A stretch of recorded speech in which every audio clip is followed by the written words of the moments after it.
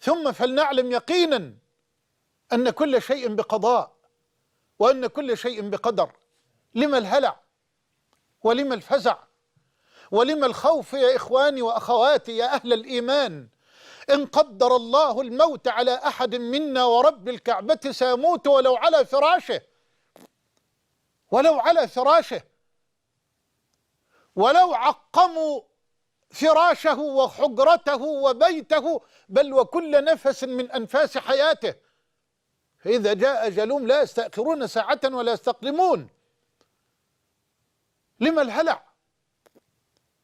فلنتثبت من أقوالنا ولا نروج الشائعات لنصيب الناس بالهلع والفزع والخوف الذي نراه الآن. وشاء ربنا جل وتعالى أن يري شبابنا وأولادنا في ظل هذه الثورة الهائلة للاتصالات والمعلومات، شاء ربنا أن يري شبابنا وأولادنا أن العالم كله عاجز وضعيف. كم خسر العالم من، لا أقول مليارات الدولارات، لا لا لا لا، بل من تريليونات الدولارات أمام فيروس، أمام فيروس. كم خسر العالم، كم أوقف هذا الفيروس زعماء الأرض وعلماء الأرض وأطباء الأرض.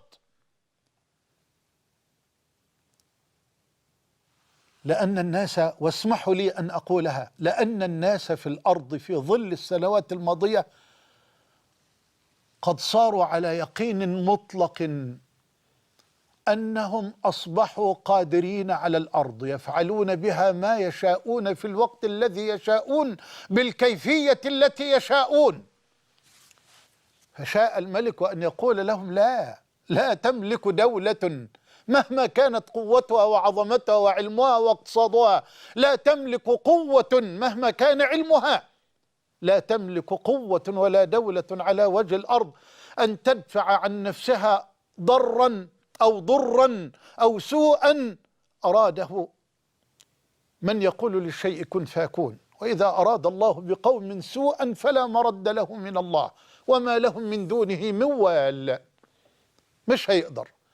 حتى إذا أخذت الأرض زخرفها وزينت وظن أهلها أنهم قادرون عليها أتاها أمرنا ليلا أو نهارا فجعلناها حصيدا كأن لم تغن بالأمس.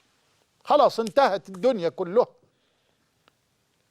فلا تغتر بعلمك، لا تتكبر بعلمك، لا تغتر باقتصادك، لا تغتر بسلاحك وجيوشك. فيروس يصيب الحاكم والمحكوم والغني والفقير والقوي والضعيف والصحيح والمريض، لنعلم أن الذي يحكم الكون ويدبر الأمر هو الله.